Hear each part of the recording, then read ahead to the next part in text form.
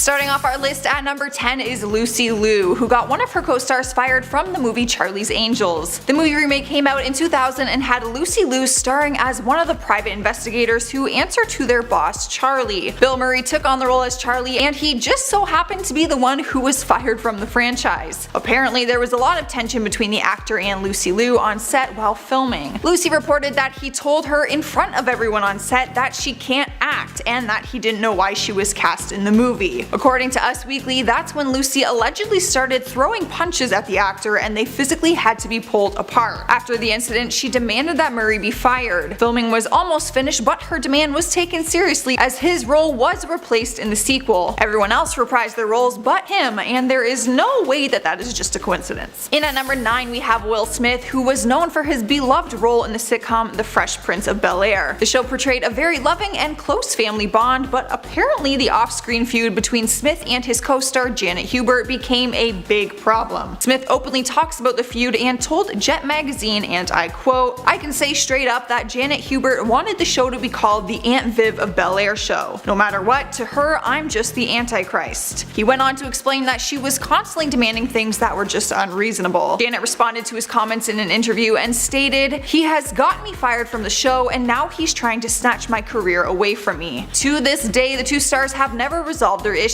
NBC refused to discuss their fighting and said her dismissal was because she became pregnant, which violated her contract. Sliding into the number 8 spot is Lisa Ray McCoy, an actress who has always prided herself on her professionalism in the acting industry. However, her personality clashed with her co-star Stacey Dash while on the show Single Ladies. Stacey Dash first got known for her role in the teen comedy movie Clueless, where she soon became a celebrity. According to Lisa, the two of them were always butting heads, and she claims that Lisa would question every aspect of their scripts and tried to always be the center of attention. Stacey's final moments on the show were a feud between the two ladies who were getting in each other's faces over a disagreement on the script. Lisa tells her side of the story by saying, and I quote, "In Hollywood, I learned to be a boss. I had to say to Stacey Dash, if you don't get your mother effing finger out my face." So for our second season of Single Ladies, there was a replacement for Stacey Dash. Just like that, the actress was in fact replaced. In our number 7 spot is John Stamos, or you might know him as Uncle Jesse from the TV series Full House. He was the hilarious and very handsome uncle to the two toddler Olsen twins who played Michelle at the time. Turns out John tried really hard to get the Olsen twins fired during the first season of the show, and he was successful. You might be asking yourself, what two toddlers could possibly do for someone to want them fired? Well, apparently they cried all the time. John has no problem admitting the story and opened up about it during an interview with Television Critics Association by saying, "It's sort of true that the Olsen twins cried a lot. It was very difficult to get the shot, so I said get them out. That is 100% accurate." Turns out the twins really were let go, and they replaced them with some red-headed actresses who they tried out for a while but apparently didn't work out. The Olsen twins were eventually brought back, so this story has a happy ending, but I can't believe that they were ever fired to begin with, and because of Uncle Jesse out of all people. My mind is blown. At number 6 we have Charlie Sheen, who teamed up with his co-star Selma Blair for the TV show called Anger Management. There seemed to be some major problems between the two of them while working together on set. The two of them never got close, and she claims he is the reason she was eventually fired from the show. She went to the show management to complain about his work ethic and his bad behavior. After she complained to show management, she quickly realized her dismissal was in Sheen's control. His family company Sheen Productions helped make the show, so they took her complaints as talking about the actor behind his back and criticizing his work. Sheen wrote Blair a nasty text message referring to her as a C-word and told her that she was going to be let go from the show. She went on to file a lawsuit against the production company demanding that they owe her $1.2 million that she would have made if she would have stayed on the show. Halfway through our list at number 5 is Alec Baldwin. The actor himself isn't perfect as he's run into some trouble with the law in the past, but apparently his co-star Shia LaBeouf had more issues when he was fired from the show they worked on together. The two of them briefly worked on a Broadway production called Orphan back in 2013. Alec tells the story that he was attacked by Shia one day on set in front of everyone. He explained the incident saying, "One day he attacked me in front of everyone. He said, 'You're slowing me down and you don't know your lines. And if you don't say your lines, I'm just going to keep saying my lines.'" The two of them continued to argue over what he said, and later that day Alec took the stage manager to another room and said to them that one of them has to go. He claims that he even offered to leave and told them not to fire the kid, meaning Shia, but they ended up firing him anyways because of his bad attitude. Alec later told Vulture during an interview that Shia is used to the film world where they make a lot of money, so they think they have a sense of entitlement. He said that he thinks Shia was very surprised that it didn't work that way in the theater world. Coming in at number 4 is Sharon Osbourne. The British legend has made a name for herself in Hollywood over the past couple of decades. You can find her being the lead host on the entertainment show The Talk, where she was hosting alongside Leah Remini before she got her fired. The host seemed to come and go on the talk show as headlines have flooded with various people being fired and replaced. Morning talk shows like The View and The Talk have a revolving door policy, whether it comes from behind the scenes or even the audience's preferences. Well, Leah is one of the many who was fired from the job back in 2012. Apparently, Sharon Osbourne has power over the other hosts and also the producers. The two of them often butt heads and had disagreements while on set with each other. Leah was unexpectedly fired from set one day, which made headlines because the feud went to Twitter. Remini tweeted out, "Sharon thought me and Holly were ghetto, that we were not funny and were awkward and didn't know ourselves. She has the power that was given to her." Sharon then tweeted out a response that she said she had nothing to do with the actress getting fired. The two of them to this day have not spoken ever since. What do you guys believe? Let me know down in the comments. Alright guys, at number 3 we have Bill Cosby. Nowadays his reputation has been completely damaged following the sexual assault allegations against him by multiple women. But back in the 80s and 90s he was incredibly popular thanks to his title role in the Cosby Show sitcom. Actress Lisa Bonet played his eldest daughter Denise on the show and was even given her own spin-off series called A Different World. But when her personal life changed and she got pregnant, apparently Bill fired her from the show. The director of the show, Debbie Allen, opened up in an interview with the Archive of American Television and said that shortly after Bonet married musician Lenny Kravitz and revealed she was expecting a baby, Cosby nixed her role from the show. Lisa has opened up about her side of the story and said she explained to Bill that she wanted to use her pregnancy on the show. She said it would be a great thing to see a girl who is an upper class kid having a baby and not being married, and that girls could root for her. The director and Lisa both say that Cosby replied with, and I quote, "Denise is not pregnant. Lisa Bonet is pregnant, not Denise. So no, you can't have it, no we're not gonna do it.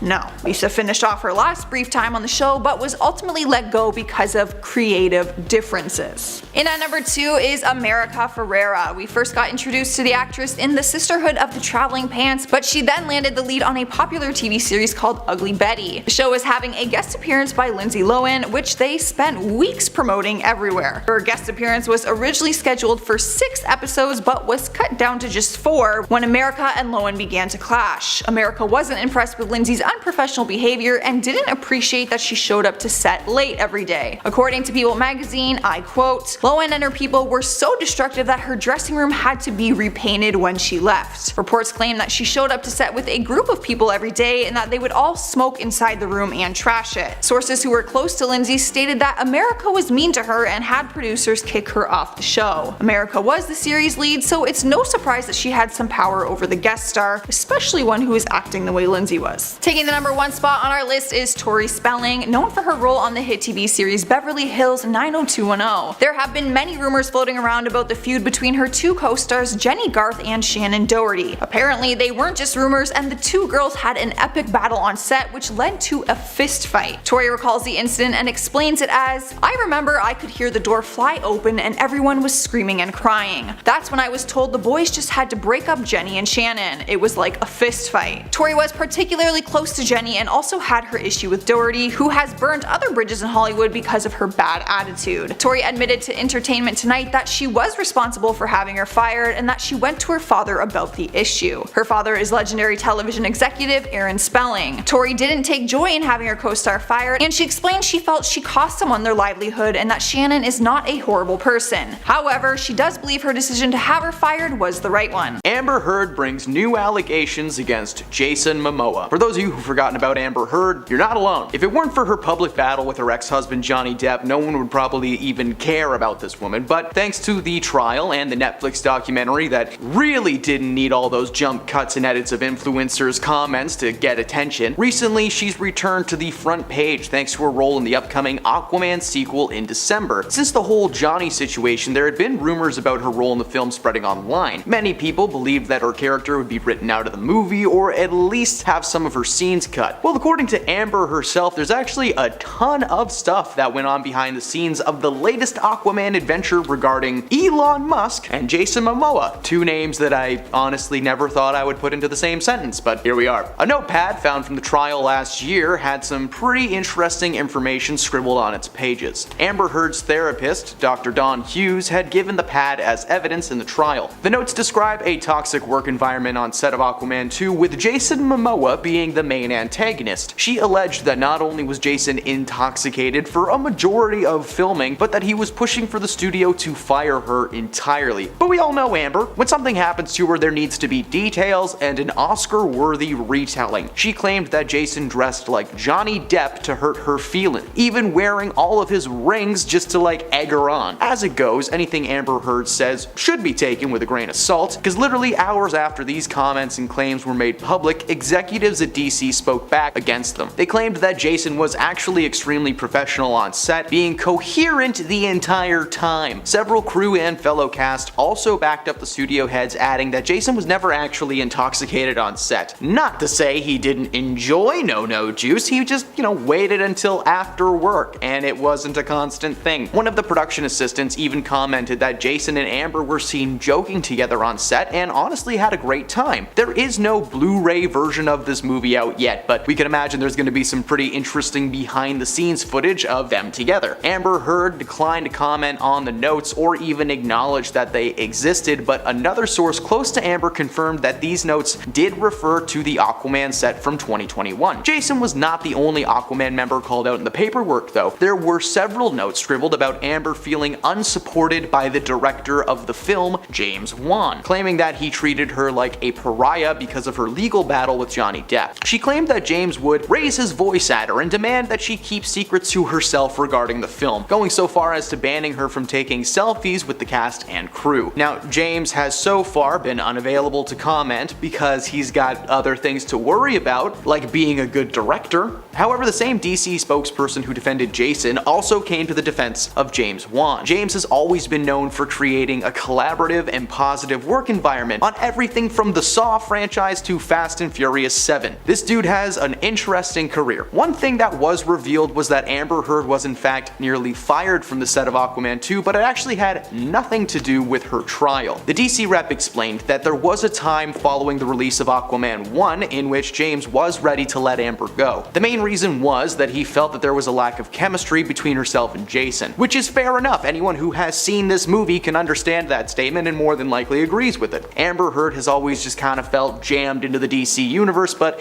I could talk about that forever. Let's just stick to the hot goss. So ultimately, the studio never went forward with firing Amber, and it was all thanks to the CEO of Tesla and her former lover, Elon Musk. Now, there's not a ton of information on this aspect of the situation, so I'm just going to share with you what I was able to find out. Back in 2019, Elon had one of his litigators send a scorched earth letter to Warner Brothers, threatening to tear the house down if the actress was left out of the sequel. Warner Brothers caved and moved forward. Imagine being so geeky and so rich that you could literally bully an entire studio into doing your bidding. Where was he when Iron Man was sacrificing himself for the entire universe? Right now, DC as a studio is in a weird place, with Guardians of the Galaxy director James Gunn and Peter Safran taking over and planning to scrap the existing film universe altogether. Aquaman 2 is actually the last movie that's going to be released under the old regime of DC. To say that this year has been rough for the company would be an understatement. Between The Flash and Blue Beetle, the company has lost millions of dollars. There's still a ton of hope for the Aquaman sequel because first movie made around $1.15 billion worldwide. Great success. Anticipation may be high, but so far the sequel has undergone major reshoots and edits because apparently test audiences just hate it so much. Out of 100, the film was testing around the low 60s before it was recut last year. The biggest issue that the studio is having with the project is that there's the last piece of evidence that there used to be an established movie universe, a universe that nobody wants to take ownership of. Reshoots continued right up until the strike started this past May. Aquaman 2 is not just the last Snyderverse first DC movie, but it's also the last time we may ever see Jason Momoa as Aquaman. With the change in management, James Gunn has made it known that there is going to be a new DC universe with new actors, characters, and stories. James is no stranger to making bad things good. He took an obscure and forgotten Marvel comic and turned them into 3 box office beasts with Guardians of the Galaxy, and not to mention making the world forget that there ever was a DC movie with Will Smith in it. Nope, just Idris Elba being afraid of rats. That's all I want. Not long ago, he actually publicly announced who would and who would not be returning to this new DCEU. The entire cast of the Suicide Squad will return, including John Cena as Peacemaker and Viola Davis as Amanda Waller. Another confirmed addition to the surprise of everybody is Xolo Maridueña as Blue Beetle, which was the biggest box office blunder in the last 10 years. This means that Amber has effectively been fired from her role in the DCEU. Her character is just gonna be left into the final product of this one because no one really cares. Seeing as she filmed her scenes over 2 years ago, it's not like she has much of a say in what's gonna happen to her character. For all we know, the opening credits is Amber swimming in deep water and then she's suddenly swallowed whole by a whale or something like that. Heck, they might even do it off screen and edit her out completely. We honestly won't know until we see Aquaman 2 in December. Since the news of Amber has broken, there have been a few key details revealed. First and foremost, there have been at least 2 confirmed scenes cut involving Amber. One was an action sequence seeing her character facing off against Black Manta, the main villain of the movie, and the other was a love scene with Jason, which I think we can all agree we're not gonna miss that one. Getting back to Jason and Amber for a moment though, you're probably wondering what other allegations there are against Jason Momoa. There really aren't many. Amber is claiming that Jason was intentionally wearing Johnny Depp's clothes on set to mess with her, wearing his jewelry and wearing his hair the same. Okay, I'm sorry Amber, but that's kinda what Jason always looks like. Seriously, 9 times out of 10 when this guy is spotted in public, yes, he wears a ton of rings. Yes, he occasionally has his hair pulled back similar to the style of Johnny Depp. And yes, they both wear sunglasses a lot. But that's not new, okay? Since Game of Thrones, this guy has dressed like a Los Angeles yoga master. I have literally never seen someone more comfortable in public. His style is him. He has chains and rings and necklaces and a beard and long hair. So because he exists like this, he must be making Amber feel bad on purpose. It's not his fault that he looks like Johnny Depp. A lot of dudes in Hollywood look like Johnny Depp. It doesn't mean they want to make Amber Heard uncomfortable. When the news first broke about the Johnny and Amber trial, there was actually an online petition that was circulating calling for Amber's character to be recasted entirely from Aquaman 2. The petition received thousands of signatures, but as we all know, that didn't do anything. While her trial was being aired on the internet every single day, the studio was just trying to figure out the best way to handle the situation. The allegations being brought against Jason Momoa are a little iffy to say the least, and extremely convenient considering that the movie is set to release in 2 months. For all we know, this was a deliberate move made by Amber Heard to sabotage the release of this movie. I mean, come on, what a better way to derail a project than by claiming that the leading man was mean and tipsy on set. Even if it weren't for the almost hundreds of crew members that witnessed this thing get made from start to finish who are calling BS on Amber's accusations, I don't think anyone would still buy this. Yes, Flip from Slumberland was being mean to you. This guy. Come to think of it, put a pair of shades on that guy and it's Johnny Depp. Dang it, I was wrong. This guy's a menace. Now, obviously, I don't know what happened on the set of Aquaman. This is an entertainment-based video and it needs to be taken with a massive grain of salt, but based on the pre-existing evidence, the multiple eyewitness accounts, just so much information, I think that we all know where this story is heading. Hopefully, I'll be able to tell you where that is next time. At number 10, Kanye West. Most people see Kanye West as a little too extra. He's caused scandals like his VMA interruption with Taylor Swift, his comments about George W. Bush, as well as many other instances that have just rubbed people the wrong way. To add to that, he's reportedly very hard to work with.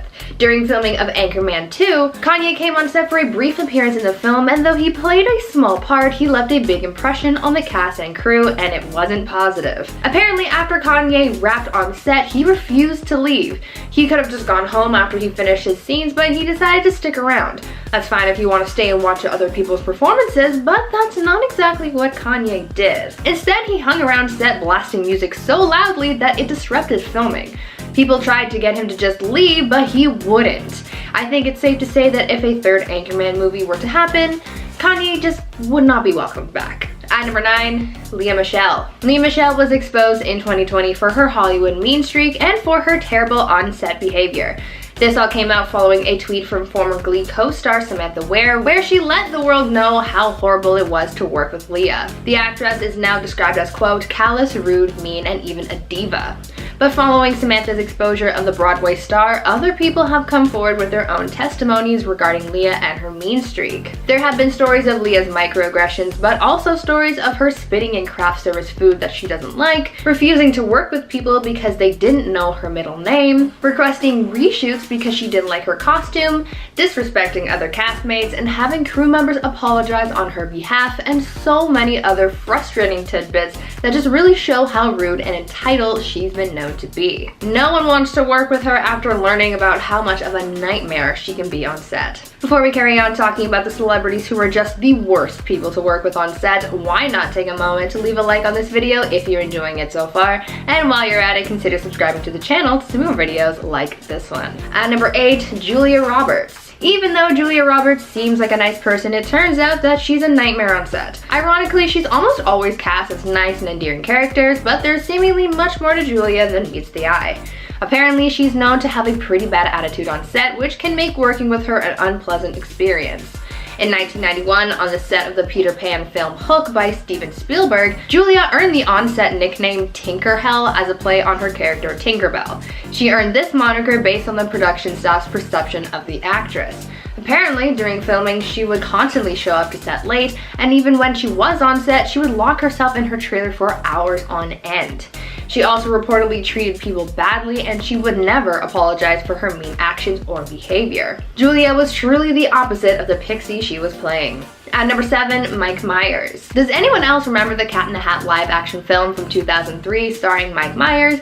I certainly do. It was very cringy, but in a good way, since I was a kid back then and I found everything unbelievably hilarious. I enjoyed that movie as a kid, but one person who didn't enjoy it was the Cat in the Hat himself, Mike Myers. After the success of Austin Powers, Mike was set to bump up his comedy and star in a production based on one of his old characters. But before that was all carried out, the actor and the studio got into some debates, and there was legal trouble. It was all just unnecessary drama. Well, they both ended up reaching an agreement, and it obligated Mike to star in the Cat in the Hat movie. He never wanted to sign up for that, and he really made it known how badly he didn't want to be there. According to people who worked with him on set, during filming of the Cat in the Hat, Mike was very rude and dismissive, and he refused to talk to anyone. He became a hermit and a diva apparently, and this whole experience and subsequent film were all so bad that Dr. Seuss's widow said that she would never allow Hollywood to make another movie based on one of Seuss's books again. At number 6, Emma Roberts. Emma Roberts has had quite a few on-set feuds with co-stars. She's had drama with Gabri Sidibe, Ariana Grande, and Evan Peters, but the biggest feud that she's had was with Lea Michele on the set of Scream Queens. According to sources, Emma Roberts and Lea Michele had one strong attribute in common, and that was the fact that they were both divas, so while they were working together, they butt heads with each other quite often. Apparently, their fighting got so bad while filming, actress Jamie Lee Curtis had to step in and mediate the hostile situation between Emma and Lea because she was so fed up with their constant bickering while they were trying to work. It was also reported that the actresses would constantly have mean girl moments, making rude and catty comments towards each other almost daily. Rumors of this feuding between them were pretty common in entertainment news while Scream Queens was still in production, showing that things never really died down between the two actresses. It seemed like Emma just caused a heck of a lot of drama with a lot of people on set. At number 5, Shia LaBeouf. Shia LaBeouf has really been going through it in Hollywood. He kind of has a bad reputation now because of the conflicts that he's been in, the latest of which got him fired from a movie. Because of his bad attitude and clashes on set, the actor was fired by Olivia Wilde from the upcoming film Don't Worry Darling. It was announced in late fall of 2020 that Harry Styles would be replacing Shia in the film, and now we know that it was due to Shia's alleged bad behavior, as people have cited that the actor was, quote, not an easy guy to work with. with. It was alleged that there was some kind of conflict between him and Olivia Wilde as well, and the fact that other cast and crew members didn't like working with him, Shia was let go. Getting fired is always a negative thing, but in Hollywood, when a lot of your work involves other relationships with other actors and having connections, having a bad experience that was enough to get you fired can ultimately burn that bridge and result in you having less work. At number 4, Ben Stiller. A lot of people think of Ben Stiller as this super funny guy in Hollywood, but just because someone seems great in the public eye doesn't mean that's how they really are behind closed doors. It seems as though Ben Stiller is a nightmare in disguise because he's a tough guy to work with and he causes a lot of trouble on set. People who know or have worked with Ben in the past have exposed some of his bad behavior on set, and it's kind of shocking. According to those who worked with him on the set of the film Tropic Thunder, he was very controlling and mean to just about everyone there. He even reportedly had a meltdown on set when someone brought him his Diet Coke and it didn't have exactly 2 ice cubes in it. He even had someone fired because they didn't put enough sugar in his coffee. On top of that, Ben even forced his assistant to stand out in the parking lot in his designated parking space, even though it already had a sign saying that it was reserved. And to make matters even more hectic, Ben also freaked out on a female assistant he had, going so far as to refuse to come back to set until she was replaced by a male assistant. If all of this madness happened on just one film set, who knows what other shenanigans have gone on elsewhere with him. At number 3, Chevy Chase. Chevy Chase is known for being in National Lampoon and the show Community, but is also known around Hollywood as being kind of a jerk and starting drama with the people that he works with. There are a bunch of articles, books, and interviews of people talking about their experiences with the actor and how mean he can be. There are even stories in the book Live from New York that detail the times Chase has been mean to staff, writers, interns, and other hosts. Will Ferrell and Bill Murray are among those who have taken a disliking to Chase because of the way that he's treated others. Will Ferrell has said that he doesn't like Chevy because of the way that he treats some female staff members, and Bill Murray and Chevy Chase even got into a brawl backstage of SNL back in the day, where they said some pretty hurtful things to each other because they were kind of comedy rivals on the show. Chevy just doesn't get along with everyone, and he said it's because his fame went to his head, but something tells me that's not the only reason why he starts drama. At number 2, Bill Murray. Bill Murray already has a pretty bad reputation in Hollywood for his poor on-set behavior, so it's no surprise to me to find out that he's had some serious drama with one of his castmates on the set of Charlie's Angels. While filming the movie, Bill Murray was said to have antagonized actress Lucy Liu. When watching the film, you'd think that they were all good friends and on good terms, but in reality, that was quite the opposite. The film set was sort of a hostile environment that caused Bill to take a disliking towards Lucy. Turns out Bill would insult Lucy's talent and acting ability, and on one occasion even said, quote, "I get why you're here, you've got talent, but what in the hell are you doing here? You can't act." Apparently the harassment and bullying got so bad at one point that Lucy tried throwing punches at Bill during one scene because his insults got so bad. This antagonizing went on for the entire duration of the production, and Bill kept on berating Lucy about her presence on set and calling her unprofessional as well. This drama was just so unnecessary. And finally, at number 1, Sharon Osbourne. Talk show host Sharon Osbourne faced a lot of backlash last year after making comments about Meghan Markle and Prince Harry. Sharon and her former co-host Cheryl Underwood got into a pretty heated argument surrounding Piers Morgan's remarks on Meghan Markle.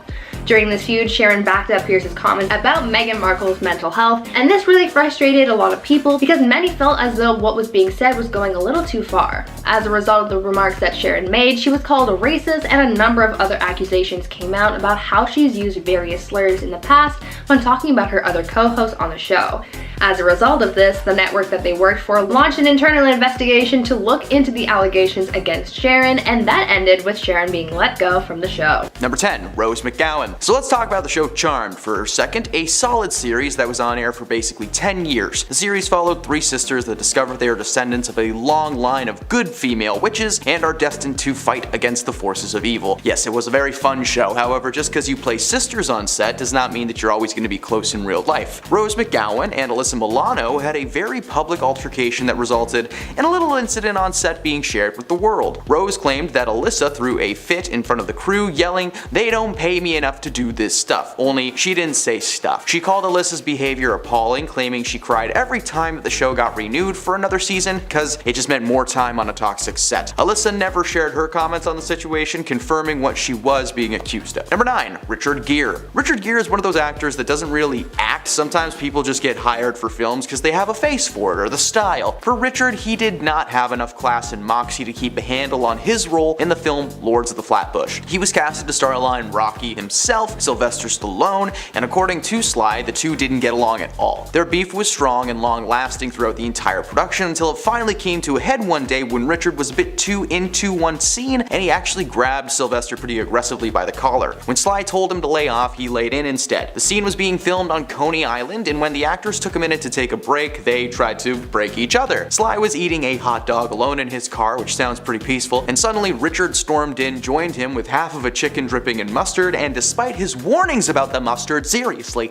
it dripped all over his pants. In true Rocky fashion, he elbowed Richard in the face, threw him out of his car, and the altercation resulted in Richard being fired from the project. Oh no, they had to decide between Richard Gere and Rocky. I wonder how quick that decision was. Number 8, Selma Blair. It's funny that this entry involves Charlie Sheen getting a woman fired when he himself has been fired from so many projects because of, well, several reasons. After being fired from 2.5 Men, Sheen returned to the acting world, headlining his own show called Anger Management. It premiered in 2012 with cast featuring Hellboy alumni Selma Blair playing his colleague and friend with benefits on the show. However, Sheen's terrible behavior continued to haunt him from his 2.5 Men days. Blair was very vocal on her problems with Charlie, especially his messy work ethic. Charlie heard and he was having none of that, so he threatened to quit the show if Blair was going to remain a part of the cast. Sheen got his way and Blair was let go after starring in 54 episodes. The show didn't last long though. Who would have guessed that a messy actor being the lead was a bad idea? It got cancelled in 2014. Next up, 7, Shannen Doherty. Unfortunately for Shannen Doherty, she gained quite the reputation in Hollywood for being fired due to issues with her co-stars. She may or may not be making another appearance on this list. Who knows? Guess you'll have to stick around to find out. For the first entry, we're going to look back to the very popular series teen drama 90210, a series following the lives of the Walsh family as they moved from Minneapolis to Beverly Hills. Doherty played the character Brenda Walsh, with her character eventually befriending several students at Beverly Hills High, including Donna Martin, played by Tori Spelling. The series was a hit after its initial season, however, with increased popularity came massive egos. Doherty and Spelling started clashing on set constantly, adding additional drama to the production team that really just didn't need to be there. Considering Tori's father, Aaron Spelling, was the producer on the show, it's pretty simple to piece together what happened. Doherty claimed that she was officially let go for having a haircut that messed up the continuity of the show, but a wig could have fixed that, so better believe Tori Spelling told her papa to boot her from the series. Number 6, Edward Norton. As we all know, Edward Norton didn't last long as the Incredible Hulk in the MCU, only being in one movie in 2008. By the way, I've read some of the comments, and no, Edward Norton was not the first person to play the Hulk on screen. The honor goes to Lou Ferrigno and Bill Bixby from the original series, and don't you dare get me started on Eric Bana, looking like he's farting every time he turns into the Hulk. The 2008 film was a success, but not a massive box office goat. The studio were at odds and they wanted to keep using the Hulk and incorporate him into the Avengers, but Edward Norton was becoming increasingly difficult to work with. When he was contacted to keep playing the character, he demanded more money from the studio. However, he was already on thin ice following his time filming The Incredible Hulk. While not some wild on-set meltdown, Norton did make some pretty odd choices. For instance, as part of his contract, he was allowed to rewrite the script as much as he wanted, but it still needed to be approved. So he wrote new scripts over and over again until we got the 2008 Incredible Hulk movie with some of Ed's ideas baked into the final script. Kevin Feige claims that the choice to part ways with Ed was not based on money, but instead on Marvel just wishing to hire an actor that embodies the creative and collaboration side of their talented members. Essentially, he was like, Mark Ruffalo's nicer than you and he doesn't write his scripts, so bye-bye. This ended up being a great decision on both parts though, because Mark Ruffalo is fantastic as Bruce Banner and the Hulk, and Edward went on to make several high-quality films, including a few collaborations with Wes Anderson. Moonrise Kingdom would not have been the same without Edward Norton as Scoutmaster Ward. Number 5, Anne Hathaway. So a fun fact that I was unaware of until today, Anne Hathaway was almost a secondary lead in one of the most universally loved Seth Rogen movies of all time. Knocked Up from 2007 follows Seth Rogen and Katherine Heigl as they prepare for the arrival of an unplanned baby after a one-night stand. The cast was packed with stellar comedians like Paul Rudd, Jonah Hill, Leslie Mann, so many more, and the cast almost featured an up-and-coming actor at the time, Anne Hathaway. Anne is famous these days for roles in movies like Princess Diary, Interstellar, and Ocean's 8. These days, she's considered to be at the top of the A-list. In 2013, she even took home her first Oscar for Best Supporting Actress. Now, before Before this though, she actually agreed to be in Knocked Up because she thought the script was great and that Seth Rogen, is Seth Rogen. You work with him every chance you can. However, she eventually decided not to participate in the film after one issue with the script became cause for concern. The scene in question was one of the final moments in the film, which for those of you who have seen the movie know is pretty graphic. The birthing scene in Knocked Up ended up being a combination of Catherine acting and some close-up clips of her cookie. Anne read that part and decided that her first role in a major comedy movie should maybe be something else. Although it was confirmed that it was not going to be her bits and bobs on display, she has a no birthday suit clause. It worked out for everyone though, because Catherine did a great job despite hating the set apparently, and Anne Hathaway is one of the biggest movie stars to date, so good for her. Number 4, Dennis Hopper. Dennis Hopper is one of the groundbreaking actors and directors from the 1960s and 70s New Hollywood, eventually finding his niche in the early 90s, playing villains in movies like Speed, Waterworld, and the live-action Mario Brothers movie, where he plays Bowser. Yes, that exists. No, it's not good. So it came as no surprise when he was casted to play Christoph, the all-powerful TV producer controlling Truman Burbank's life in the movie The Truman Show. The cast was incredible and included Hollywood heavyweight Jim Carrey as the titular Truman. Anyone with a brain cell would have been excited to be a part of this film, still considered to be one of his best dramatic performances. However, 2 days into filming his scenes for Christoph, which were only expected to take about 10 days to film, Hopper was unceremoniously let go from the set. Apparently, Dennis had a contract in place with producer Scott Rudin that he would be fired should his work be unsatisfactory. He must have been pretty bad in the role, as the director Peter Weir has been described as extremely reluctant to ever remove an actor from a movie. Reports later surfaced that Hopper was basically half asleep while playing the character, and while Christoph wasn't written to be like a manic man or anything, he did require some effort to be properly pulled off. Ultimately, Ed Harris stepped in to play the role after production had been desperately trying to replace Dennis to avoid having the film be shut down entirely. Thankfully, that never happened, and The Truman Show has gone on to be one of the most depressingly heartfelt Jim Carrey performances ever. Oh, and Ed actually got nominated for an Oscar, so sorry Dennis, looks like it was a good move. Number 3, JeanClaude Van Dam. The Belgian actor JeanClaude Van Dam was just on the verge of coming into his own career as the Muscles from Brussels when he landed a job opposite of Arnold Schwarzenegger in 1987's action flick Predator. This sounded like the perfect casting choice. Jean would have worked alongside the likes of Carl Weathers and Jesse Ventura. While this may have turned out cool, the reality was that Jean wasn't casted to play one of the Marines at all. Instead, he was casted to play the titular Predator himself. The special effects artists behind the project called the experience with Jean as a hilarious comedy of errors,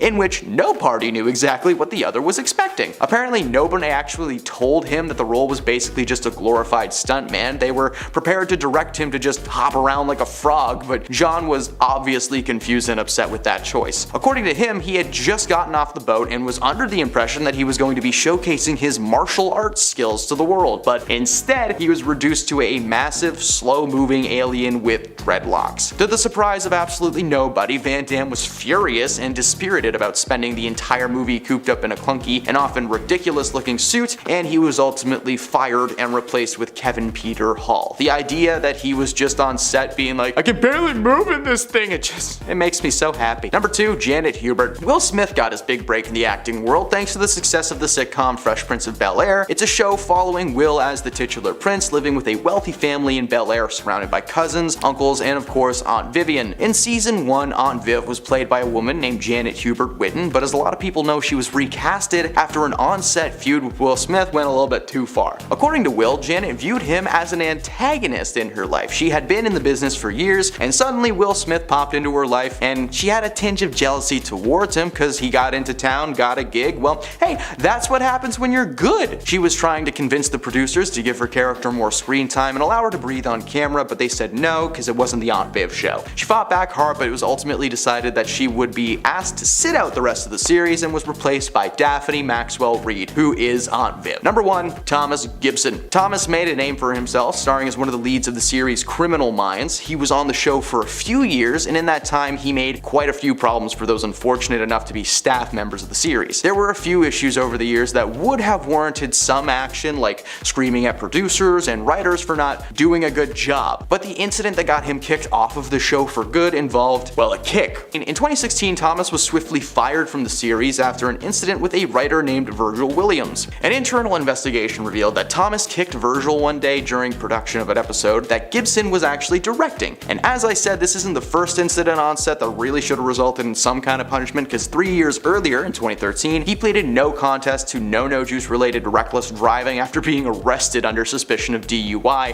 and 3 years before that, he allegedly shoved an assistant director, Ian Wolfe, during a late night location scene. That led to the studio ordering Gibson to take 8 hours of anger management. According to most people on the set, Thomas was a wild card. Some days he was friendly and accommodating, and the next he went ballistic. Number 10. Tom Hardy vs. Charlize Theron. Mad Max Fury Road is a forgotten gem in cinema history. It featured little to no CGI despite having some insane visuals, and it also featured some stellar performances from its cast, including Nicholas Hoult, Charlize Theron, and Tom Hardy. Charlize and Tom played the main characters, Furiosa and Max, and while their on-screen characters ended up working together in the end, on set there was a very different vibe. Tom had a bad habit of showing up late all the time. Meanwhile, Charlize was a brand new mother who would be there on time every day while her kids were forced to be taken care of by someone else. In a book called Blood, Sweat, and Chrome, The Wild and True Story of Mad Max Fury Road, writer Kyle Buchanan shared an instance on set between Charlize and Tom. Everyone was on set at 8 AM ready to shoot except for Mr. Hardy. But to make a point, Charlize took her place and stayed there until Tom showed up. 3 hours later. She didn't move a muscle, and according to the crew, she was beyond furious. When Tom finally showed up, she asked him how he could be so disrespectful and said that they should fine this C next Tuesday $100,000 for every minute that he's held up the crew. Yeah, she didn't say see you next Tuesday, but the word she did say set Tom off. He rushed up to her and pulled out the whole "what'd you say to me?" thing, you know, like, oh, big tough guy, I can't hear anything. Overall, Charlize felt very threatened by Tom and had to have an assistant follow her around on set as a buffer between the two. When the shoot wrapped, the tension was gone and things seemed to have gotten better, but the difficult shoot combined with the stress of the project is most likely the reason that there was never a Mad Max 2. Number 9. Ryan Gosling vs. Rachel McAdams. The Notebook is considered to be one of the greatest romantic movies ever made in Hollywood. Oddly enough, the on-screen couple did not get along at all during the shoot. They would constantly fight on set and seemed to have completely different ideas on how several scenes should be played out. One day in particular was pretty exciting for anyone who wasn't involved, you know, drama watchers who were sipping their tea. Ryan called over the director and demanded that Rachel be replaced by another actress to read her lines with him. In front of 150 crew members, he claimed that Rachel wasn't giving him anything to work with, and the two would constantly yell on set. Their toxic on-set feud somehow morphed into a toxic relationship that lasted for 2 years. Anyone who worked on the set blames them for constant schedule setbacks and creating just an overall difficult work environment. Number 8. LL Cool J vs. Jamie Foxx. Jamie Foxx has been a huge star in the world of Hollywood over the years, working with several acclaimed directors in every genre under the sun, but like most actors, Jamie had to start somewhere, and that somewhere was in the film Any Given Sunday from 1999, alongside Al Pacino, Cameron Diaz, Dennis Quaid, and of course, LL Cool J. Cool J and Jamie played teammates in the football-centric flick, and not only do their characters constantly fight on screen, but behind the scenes they had an actual brawl that ended in Miami County Police being called in. During one scene, the two were scripted to fight and filmed the first 2 takes as planned. However, some offset beef made its way in front of the camera when Jamie struck Cool J for real, splitting his lip open, and an all-out beatdown took place, leaving Jamie unconscious and in the hospital. They had to stop production because they weren't sure when Jamie would actually be able to return and film his scenes. When Fox did return to the set, it was with a small crew of friends and his manager. Waiting to greet them was LL Cool J and half of Brooklyn, according to the director, who stated that the tension was only settled after the real-life football players that the characters were based on came on set to defuse the situation. Number 7. Ryan Reynolds vs. Wesley Snipes. Ryan Reynolds is known for many things. He's got his toe dipped into the world of adult beverages, wireless cell phone coverage, and he's even a soccer coach. Or football for our friends in the UK. One of his most iconic roles as an actor is of course the Merc with the Mouth, Mr. Deadpool himself. However, in 2004, Ryan was a part of a different Marvel movie. As some may know, the original Marvel movie that started this whole live-action comic trend was the Blade trilogy, starring Wesley Snipes as the titular vampire hunter. By the time the 3rd movie of the franchise rolled around, Wesley Snipes was just kinda done with working on set. He hated the way the franchise was turning out, and all of his creative creative suggestions were quickly shut down. His main problem was the fact that Blade Trinity was written as like a straight up comedy movie when the previous entries were more dark, action-based movies, filled with gore and some pretty stellar fight sequences. So when Van Wilder was cast to be his co-star, he kinda gave up. He famously refused to film several scenes unless he was allowed to wear his shades on set. Apparently he was like micro-napping during takes, because he just didn't care anymore. Ryan played a big part in his difficulty enjoying the shoot. Apparently he made it his mission to make Wesley snap. He'd constantly do bits, push things too far, and just the general Ryan Reynolds chaos that we're all used to at this point. At the end of the day, Blade Trinity ended up burying the franchise and was one of the most chaotic and toxic films ever made in 2004. So, number 6. Vin Diesel versus The Rock. Remember everybody, family. That's it. That's my intro. Dwayne and Vin Diesel met on set of the 5th Fast and Furious movie, Fast 5. Very creative title. This was Vin Diesel's 5th movie, but it was Dwayne's first, not just in the franchise, but in the acting world in general. At first, everything seemed to be okay with these guys on set. Fast 5 made a lot of money, and they asked Dwayne to return for a 6 and 7. However, something changed in 2016 when in a now deleted post Dwayne called one of his fellow Cast 7 co-stars a candied bum bum. He didn't say bum bum, but I'm not allowed to say that real word on the internet, so I must speak like a toddler. He actually said a word that rhymes with grass. Rumors began to fly that this was more than likely referring to Vin Diesel. Rumors proven only a week after that post was made. Following the premiere of Fate of the Furious, Johnson posted on Instagram thanking all of his fellow cast members by name, but he left Vin out of the equation. It was later confirmed by Fast and Furious co-star Michelle Rodriguez that there was a massive amount of tension on set of the film. They were bros at first, but as the time went on and the franchise evolved, so did their egos. They fought constantly over who should receive the most screen time and who was the real lead of the franchise. You know, toxic masculinity and all that. To keep both actors happy, Johnson was given a spin-off in which he co-starred as the lead alongside Jason Statham, and Vin Diesel was left right where he belongs, with his family. I know it's a bad impression, but it's a fun word to say in his voice. Number 5. Bill Murray versus Lucy Liu. Does anybody else just get the most hardcore Charlie's Angels flashbacks when they see these two together? No? Fair. Sony's first foray into the world of Charlie's Angels was a massive success when it was released, starring Cameron Diaz, Drew Barrymore, and Lucy Liu as the titular angels. The movie was filled with action, a little bit of comedy, and one of the strangest performances ever delivered by Crispin Glover. Seriously, that guy needs help. One interesting addition to the cast was the inclusion of Ghostbusters alumni Bill Murray as the man behind the microphone, Mr. Bosley. Apparently, the set was anything but a comedy after Bill found out a scene had been rewritten without his knowledge. In an interview with the news outlet Deadline, Lucy Liu spoke up about her time on set and the situation surrounding Bill's outburst. Apparently, Bill was away for a family event when a scene needed to be reshot for the movie, but instead of using a stand-in, it was decided that the scene could be filmed without Murray's character being involved, so it went on without him. When he returned to find that the change had been made while he was gone, he was furious and reportedly shouted at half of the crew, including Lucy herself. At first, she wasn't sure why he was aiming his comments at her. She didn't write the scene, she wasn't the director, so she asked if Bill was talking to her specifically, which apparently sent him into a full-blown meltdown. She decided to speak out on Bill's behavior on set, and he was ultimately written out of the sequel. Lucy is proud for speaking her mind despite being a relatively unknown actor at the time, and is very glad that Bill's career seems to have suffered for it, because Lucy was just the first of many celebrities to comment on his behavior. We'll save that for another time. Number 4. Will Smith versus Janet Hubert. Will Smith got his big break in the acting world thanks to his successful time on the hit sitcom Fresh Prince of Bel-Air. The show followed Will as the titular prince, living with his wealthy family in Bel-Air, surrounded by cousins, uncles, and of course, Aunt Viv. In season 1, Aunt Viv was played by a woman named Janet Hubert Whitten, who, as many know, was recasted after an on-set feud with Will Smith just went a little bit too far. According to Will, Janet viewed him as the antagonist of her life. She had been in the business for years when suddenly this man popped into her life, and she held a tinge of jealousy towards Will as he just walked into town and he got a gig. Well, that's what happens when you're good at your job, Janet. She was trying to convince the producers to give her character more screen time and allow her to breathe on camera, but they said no because it was not the Aunt Viv show. She fought back hard, but it was ultimately decided that she would be asked to sit out for the rest of the series and be replaced by Daphne Maxwell Reid, who is the Aunt Viv that everybody knows and loves. Number 3.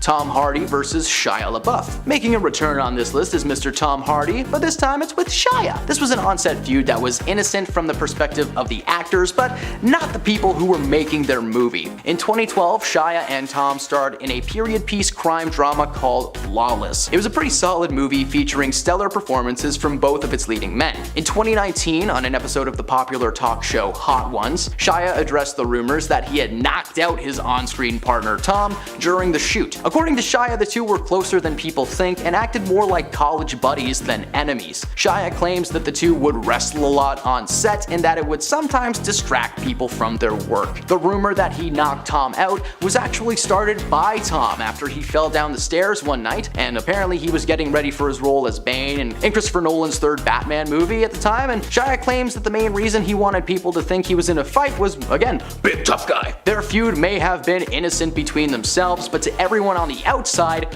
Tom Hardy was about to pile drive Shia LaBeouf every 5 minutes. Number 2. Ray Fisher versus Jos Weeden. Ray played a major role in the 2017 DC movie Justice League as Cyborg. Not only was this the first live-action iteration of the character for film, but he was also the first black superhero in a leading role in DC. According to Fisher, he was mindful of this and he delivered the best performance that he could, and honestly, it was a great performance. There have been way worse actors involved with DC, and Cyborg was one of the best parts of the 2017 version. Now, I keep saying that because, as some may not know, the original director of the movie, Zack Snyder, was forced to drop out of the shoot midway through production due to a personal tragedy. The studio decided to bring in Avengers director Jos Weeden to finish the project, and at first he was just supposed to direct the movie, but he ended up rewriting most of the script and reshooting several of the scenes already finished by Zack. This is where the tension started. Jos did not appreciate any outside input on his script, and Ray was a very vocal performer who wanted to stick to the original vision that Zack Snyder had. A vision that we actually got to see in 2021 thanks to the Snyder cut of the film being released. It's 2 more hours, but it's way better. Ray claimed that Jos was not only dismissive towards his ideas, but that he was an absolute monster to work with. Following the release of the film, Fisher voiced his complaints to DC and Warner Brothers, who opened a brief investigation into the situation, but quickly dismissed the case, claiming that there was insufficient evidence to prove he was telling the truth. Thankfully, several of his co-stars and crew members backed up those claims that Jos was a very angry, racist, and just manipulative boss, creating an extremely toxic environment on set. The backlash from fans, combined with the hashtag Snyder Cut,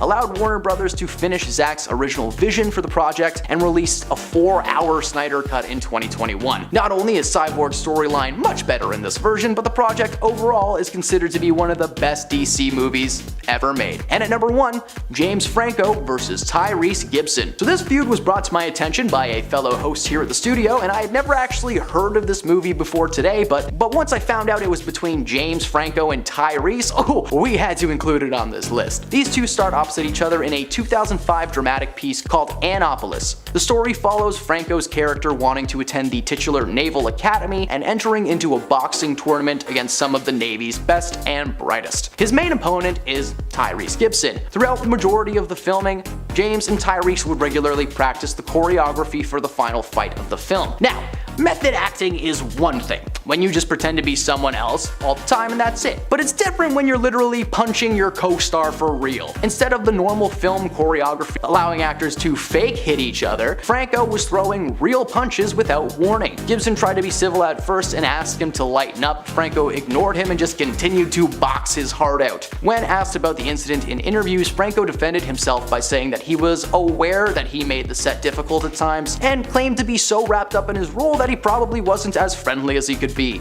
Gibson, however, holds a massive grudge towards Franco, claiming that he would never step foot in the same room as this man ever again. Good news for Tyrese, James got cancelled and Fast 11's coming soon. At number 10 we have Christian Bale. Christian is a versatile actor physically and skill-wise. He's able to shrink and grow his physique seemingly at will. He's played everything from a skinny substance addict to Batman. In 2008, Christian starred in the 3rd film of the Terminator franchise, Terminator Salvation, and while he was filming, a scene director of photography, Shane hurl bet apparently moved into Christian's eyesight. This caused Christian to snap out of character and into defense mode. The now infamous audio clip of Christian screaming at Shane. To make matters worse, anyone trying to calm Christian down were met with an equally swift verbal lashing. While the cinematographer was just checking a light to make sure it was in the right place, aka doing his job, Bale made it his mission to share his intense feelings with the entire crew. When the audio leaked, Bale apologized for his actions and told the world to praise the crew for their work. While the movie turned out okay, visually speaking, the project as a whole is remembered as the worst entry in the Terminator franchise to date. At number 9 we have Walken Phoenix. We understand a dedication to one's craft, and Walken Phoenix is a prime example. Walken's acting career has been going steady since he first appeared in the 1989 comedy Parenthood when he was in his mid-teens.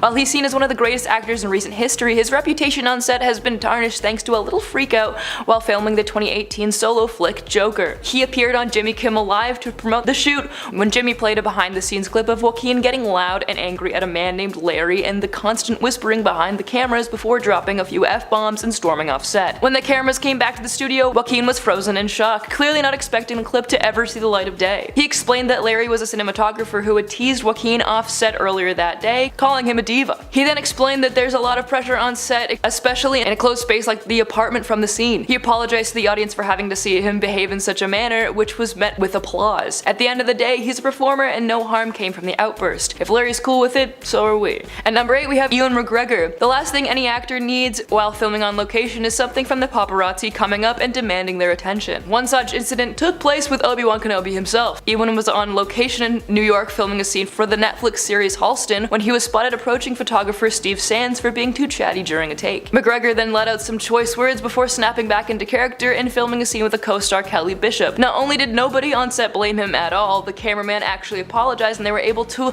laugh the whole thing off. I've seen what this guy can do with a lightsaber and none of us should be getting on his bad side. At number 7 we have Tom Cruise. Now we know Tom Cruise is insane, there's no denying that, and he may be one of Hollywood's biggest and brightest in his early days, but his career and skills as an actor have been slowly going downhill since he divorced Katie Holmes. To prove his insanity and rage, let's talk about an incident that occurred on his last Mission Impossible movie, an audio clip that was released of Cruise berating several crew members with intense anger. The crew in question were accused of not following safety protocols that were in place at the time. In the rant, Tom was heard swearing and screaming about the rules and how if he wants something to happen, it will happen. The crew are essentially his minions who must do their master's bidding. The rant went viral when Cruise defended the rant rather than apologize for it, claiming that he said what he said and the stakes were at an all-time high. While this may have happened at a time when Hollywood was shut down and many productions were on hold, that's no excuse to harass the people trying to make you look good. At number 6 we have Cay Crawford. When actors portray their best friends on screen, you expect the friendship to seep through them in real life, right? Well, wrong. Cay Crawford and comedian Damon Wayans started working together on a series remake of the hit action film franchise Lethal Weapon in 2016,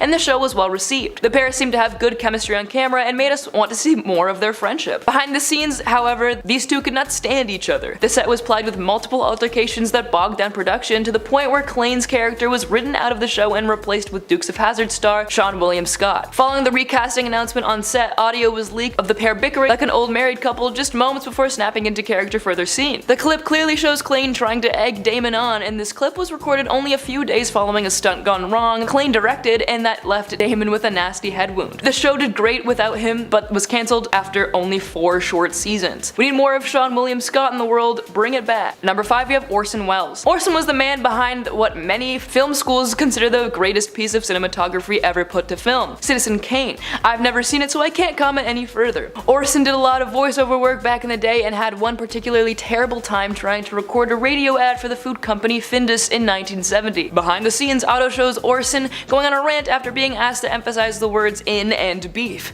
before calling the man running the show some choice words and telling him to let Orson hear what he's supposed to sound like. He complains about the content of the script after fumbling the name of a Norwegian fisherman. He just kind of mumbles his way to the end of the script before claiming the content was unoriginal and uninspiring. The guy was reading an ad that contained the word beef. Sorry if nobody found that inspirational. At number 4 we have Casey Kasem. Casey's face is certainly one you did not know, but his voice certainly is. Casey voiced the original portrayal of the popular cartoon character Shaggy in the mystery series Scooby-Doo. During his time outside of the recording booth, Casey actually used to run a daytime radio show. The content of one broadcast in particular sparked a very heated reaction from Casey. In 1985, he was asked to read a dedication request about a fan's dog that had passed away. The dedication read, "Recently there was a passing in our family. He was a little dog named Snuggles." Casey was audibly upset upset as the statement was meant to follow a relatively happy song. He was sent into a tangent in which he made it clear that this kind of thing had kept happening to him for a while now, not holding back a single thought on the matter. Following the incident, the producers started to be more careful with the content they would allow Casey to read. At number 3, we have Henry Winkler. Henry Winkler, best known for his role as the Fonz on Happy Days, was set to direct Tom Hanks in his much-loved buddy cop movie Turner and Hooch. Unfortunately, these two had a pretty rough history together before that though. The Fonz had actually fought with Hanks in character on set of Happy Days for one episode a few years prior. It would appear that Tom wishes he could fight Henry for real though, as rumor has it the two of them didn't get along at all. So much so that a few days into shooting Turner and Hooch with Henry behind the wheel, Hanks ordered Winkler to be removed from set and replaced as director. That's the kind of power Tom Hanks wields. He could just walk on set and be like, no. Not only did Tom complain that Henry's behavior as director was annoying, he complained that Henry was just overall bad at his job. It would take double the average time to reset a shot on set, he had minimal control over his actors, and was apparently very frustrated with having a dog on set. Like, did he even read the script before he took the gig? The dog is a national treasure. What makes this firing even more tragic is the fact that when Winkler was delivered the news, one of the film's producers ripped Henry's contract up right in front of his face. Over the years, when asked about the incident, Henry denies that he ever had any kind of personal or professional issues with Tom, but like Tom's never given us a reason to think he would lie about something like that. What would he have to gain? At number 2, we have Eric Stoltz. Let's talk a bit about the 1985 comedy sci-fi Back to the Future. I loved this movie growing up. The story followed Marty McFly, a high school student who was accidentally sent back to 1955 in a time machine invented by his close friend and scientist Dr. Emmett Brown, played by Christopher Lloyd, and is forced to get his future parents together before he disappears from existence. Whoever pitched this movie must have been lacking sleep. The film went on to spawn 2 sequels, creating what is considered to be the greatest film trilogy of all time. While Michael J. Fox may have played the iconic Marty McFly, he was not the first actor to don the puffy vest on set. A young man named Eric Stoltz was initially cast to play the role. You may not recognize Eric's face, as his most famous character was drenched in prosthetics and makeup, playing the character of Roy L. Dennis in the film Mask as a man with several facial and skull deformities. He was nearly halfway through shooting the flick when the news came that he was going to be replaced with Michael J. Fox. Fox was the director Robert Zemeck's first choice, but was initially unable to sign onto the project due to his prior commitment to the sitcom Family Ties. Eventually though, the two studios were able to find a way to work out his schedule and allow him to film both projects simultaneously. This is why you may notice a majority of Marty's scenes that take place outside are at night, as it was the only time he could film for a good 60% of the shoot. Robert wanted Eric out from the beginning, however his portrayal of the character was far more intense than the writers had in mind. And not to mention, Eric read the end of the movie as tragedy instead of a happy ending. Spoiler alert, at the end of the first film, Marty returns to 1985 after successfully getting his parents together, but instead of being poor and depressed, the family is now thriving and successful. Somehow Eric took this as Marty becoming an outsider in the world. His intensity combined with the depressing performance of the finale got him kicked off the shoot only minutes after Fox was available. And at number 1, we have Lindsay Lohan. She got her start acting at the age of just 3, starring in over 60 TV spots and commercials for brands like Gap, Pizza Hut, and Jell-O. She had her big break when Disney cast her to play 2 roles in the classic family comedy The Parent Trap. She played twin sisters Haley Parker and Annie James, who randomly meet at summer camp and discover their parents split them up when they were babies following a divorce. Her career only seemed to rise from there, starring in several cult classics like Freaky Friday with Jamie Lee Curtis and Mean Girl as the main character Katie Heron. Her spot on this list, however, comes from the last roles before her hiatus in the 2013 film The Canyons, starring alongside adult film star James Dean in the leading role. Her reputation was tarnished enough by 2013, but it was made even worse after an audio clip was released of Lohan berating her co-star on set for not performing a line properly. Lindsay was annoyed and took several shots at Dean, telling him to do his damn job. According to James, Lohan was aggressive towards him from the very beginning, apparently being upset that he was taking time off from adult films to attempt a career in the real world. Starting off the list at number 10 is Bruce Willis, who happened to get fired from the movie The Expendables 3. We all found out about this through Twitter back in 2013 when the cast was being announced for the movie. According to The Hollywood Reporter, Willis had been offered $3 million for 4 days of shooting. Problems began when he started demanding a pay raise to $4 million for the 4 days, so basically $1 million per day. That's when Sylvester Stallone, the co-founder of The Expendables, let the actor go immediately. Not only did he fire him, but he also took it to Twitter, tweeting out, "Greedy and lazy, a sure formula for career failure." Within 72 hours of Bruce being let go from the movie, he was replaced by the one and only Harrison Ford. Fans found out once again through Sylvester's Twitter. He tweeted out, "Willis out, Harrison Ford in. Great news, been waiting years for this." People were shocked that he would be let go and replaced so quickly, but I mean, can you really blame them? I don't think anyone in this entire world deserves to be paid $1 million a day. That is absurd. At number 9 is Lisa Kudrow, who was fired from the hit TV show Frasier. That's right, before the actress found fame as Phoebe Buffay on Friends, she appeared in the pilot for Frasier. She was originally cast to play Frasier's producer named Roz, but she was fired just after one episode and was replaced with Perry Gilpin. In 2017, the casting director Jeff Greenberg has opened up about the recasting and admitted that it was a horrible idea for him to make the switch. He said, Kelsey Grammer came in and read with 5 or 6 of them, and our 2 favorites were Lisa Kudrow and Perry Gilpin. We tested them at NBC and they chose Lisa. She was great. However, when they showed the pilot to a test audience, things started to turn away from Lisa's favor. The casting director said they believed Lisa's version of the character wasn't well received, but at the end of the day, it worked out the best for Lisa, who ended up becoming very successful not too long after. Sliding to the number 8 spot is Lindsay Lohan, who was let go from the movie The Other Side back in 2010. Before that, her last appearance on the big screen was in her 2007 flick called I Know Who Killed Me. She was trying to make her comeback and she was thrilled to be involved in The Other Side. However, sources say she was let go because she wasn't bankable. The actress was making headlines and it wasn't the good kind of publicity. At the time, the writer and director David Michaels told TMZ, "Our team simply chose to move on from Lindsay and will be announcing a replacement soon." Fans were shocked, but Lindsay wasn't all that surprised. In the past, she has spoken openly about her issues in Hollywood and admitted that it's hard for people to give her a chance. She said, "There's not much I can do about the fact that I've become kind of a tabloid obsession. I can't change that. And yes, the websites, the gossip pages, and all of that stuff have hurt my career. They're like the burn books of Hollywood." Good news is MTV has recently given her a chance, and the actress launched her own MTV show this year called Lindsay Lohan's Beach Club, which had a successful first season. Taking our number 7 spot is Christian Bale, who was fired from American Psycho.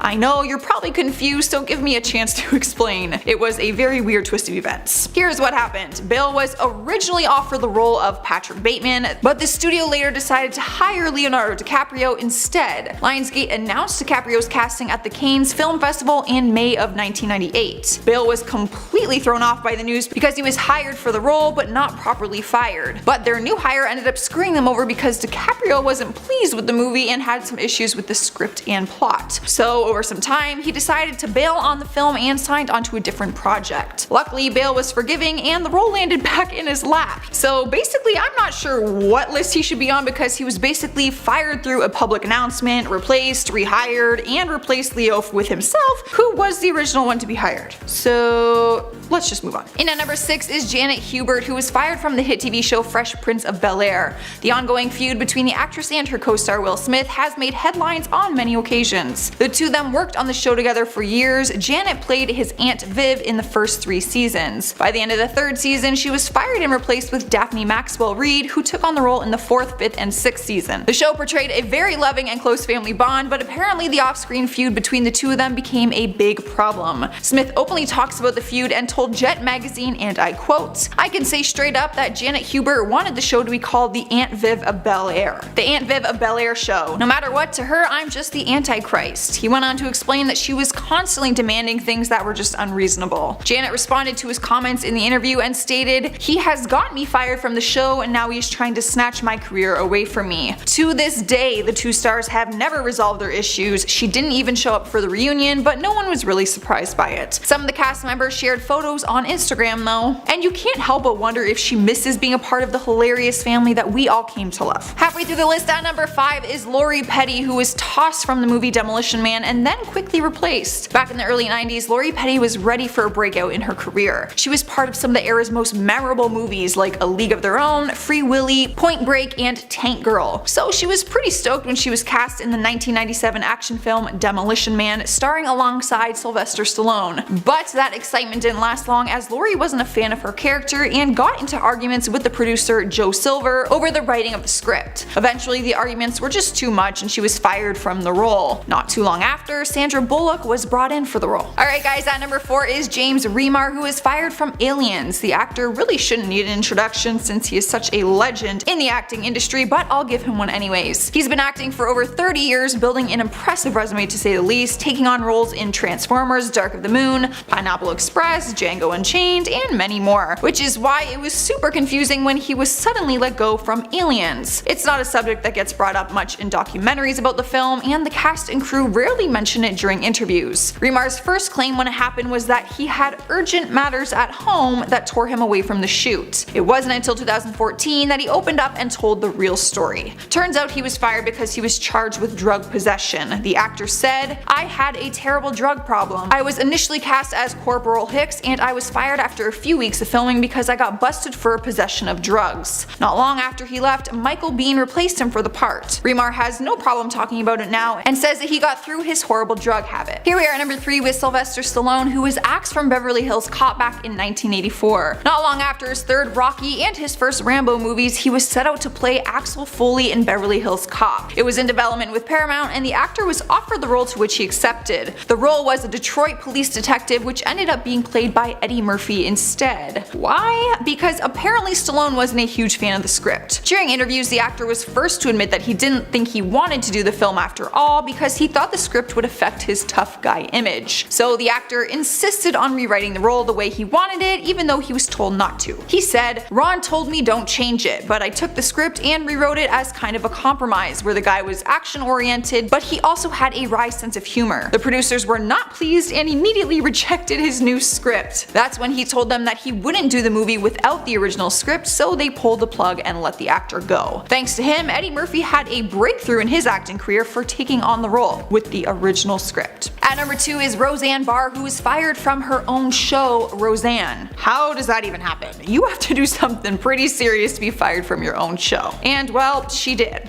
Her show was the most popular new TV show in America and it got cancelled in just a matter of hours, all because of a few derogatory tweets. Roseanne went on some sort of Twitter rant where she tweeted out racist and derogatory tweets. Some of them were aimed directly at Barack Obama's aide, Valerie Jarrett, comparing her to Planet of the Apes and the Islamic Brotherhood. Fans were outraged and so was everyone involved in her show. When ABC saw her overnight tweets the next day, the key executives were having conference calls with the president of Disney/ABC Group, the CEO of Disney, and her boss Ben Sherwood. Roseanne ended up tweeting out an apology and said she would be leaving Twitter, however she never actually left. Not long after, ABC confirmed the cancellation of the show. Realistically, the show couldn't go on without her, and they said that there was no way of coming back from this. The ABC executive announced that more than 200 people involved in the show also lost their jobs due to the cancellation. Barr tweeted out a response apology and said, "Don't feel sorry for me, guys. I just want to apologize to the hundreds of people and wonderful writers and talented actors who lost their jobs on my show due to my stupid tweet." Well, at least she apologized. Taking our number 1 spot is Adam Sandler, who was fired from SNL back in 1995. The actor has always said that he has no idea why he was fired from the show, but he wasn't the only one. When it first happened, he called his friend Chris Farley, who also starred on SNL with him, and he told Adam that he was fired too. The reasoning has always been a mystery, but now it's something the actor can poke fun at. Just a few weeks ago, after 24 years, he made his way back on SNL and sang a comedic song about how he was fired from the show. He started out with a monologue about how happy he was to be back on the show and how he is thrilled to bring his wife and children with him. He said, "My daughter asked me if this was the greatest, Dad, then why did you leave? Well, honey, there's a reason." That's when he breaks into a song called Fired by NBC. One of his final lines of the song is, "I was fired, yeah, I was fired. NBC said I was done, but then I made more than $4 billion at the box office, so I guess you could say I won." He continues laughing at his own jokes and the audience laughed along with him. But like, I actually want to know why he was fired in the first place. Starting off our list at number 10 is Anne Hathaway. She's known for a variety of her successful movies, but one of them she wasn't known for because she was fired and replaced. You might remember the movie Knocked Up, which came out in 2007 and starred Seth Rogen and Katherine Heigl. Well, turns out Hathaway was the first one to be hired for the role of Allison in the movie, not long into filming, and became aware of the details of a childbirth scene that was needed to be filmed. She told the director and producers that she wasn't comfortable with the graphic scene and that she thought the depiction of it was disgusting. She got into an argument with the director because she wasn't willing to do it, so she was fired and later replaced with Katherine Heigl, who clearly had no issue filming the disgusting scene. At number 9 we have Ryan Gosling. Hollywood's heartthrob was also dismissed from a set, but not because of an argument. It's no surprise that the actor is praised for his ripped abs and chiseled face, but when he changed his look for a role, it backfired on him. Gosling was hired to play a key role in the movie The Lovely Bones, but later was fired from set. When he first got hired, he weighed about 150 pounds, carrying around his biceps and his six-pack of abs. But Gosling thought that he should be heavier to take on the dad role. He gained 60 pounds and started to grow out his beard. However, while on set, the director Peter Jackson had a very different vision for the part, so he let Gosling go and replaced him with Mark Wahlberg. You would think the director and actor would communicate a little bit better when it comes to the appearance of the character, but apparently not in this case. Not only did Ryan lose the part, but he also packed on the weight for no reason. Taking over the number 8 spot is Natalie Portman. She was first cast to take on the role of Juliet in the 1996 Romeo and Juliet movie. She was supposed to star alongside Leonardo DiCaprio, who was playing Romeo. But after filming began, the filmmakers realized that her young complexion made her look like she was a little girl next to Leo, which technically she was because Leo was 21 years old at the time and she was only 14 years old. Natalie admitted herself in later interviews that the scenes looked inappropriate and screamed child molestation. She was let go from set one day in a civil manner and was later replaced by Claire Danes. In at number 7 is Leah Remini, a well-known actress for her show The King of Queens and her recent movie with J-Lo, Second Act. She's also known for being one of the hosts on The Talk. The hosts seem to come and go on the talk show as headlines have flooded with various people being fired and replaced, while Leah is one of the many who was fired from the job in 2012. Apparently, Sharon Osbourne has power over the other hosts and also producers. The two of them often butt heads and had disagreements while on set with each other. Leah was unexpectedly fired from set one day, which made headlines because the feud went to Twitter. Sharon tweeted out that she had nothing to do with the actress getting fired. In 2015, Leah told Closer that Sharon thought her and her co-host Holly Robinson Peete were ghetto. Coincidentally, Holly was also fired not long after Leah was. In the number 6 spot is Selma Blair, known for her continuous role on the TV show Anger Management, where she co-starred with Charlie Sheen. The actress played Dr. Kate Wales, Charlie's therapist and friend, for 33 episodes over 2 different seasons. The two of them never got close, and she claims he is the reason she was eventually fired from the show. She complained to show management that he, and I quote, was a menace to work with. Deadline Hollywood reported that Sheen admitted to firing her through a text which he labeled her as a C-word. After she complained to the show management, she quickly realized her dismissal was in Sheen's control. His family company, Sheen Productions, helps make the show, so they took her complaints as talking behind the actor's back and criticizing his work. She went on to file a lawsuit against the production company, demanding that they owe her $1.2 million that she would have made on the show if she would have stayed. Halfway through the list at number 5 is Thomas Gibson, known for many of his roles but mainly for playing Aaron Hotchner in CBS series Criminal Minds. The actor had a huge reputation built from being on the show for so many seasons, but ruined it all by one mistake. The actor was fired from set after having an altercation on set with the executive producer Virgil Williams. According to TMZ, Gibson's termination was a long time coming. He was first ordered to attend anger management classes after he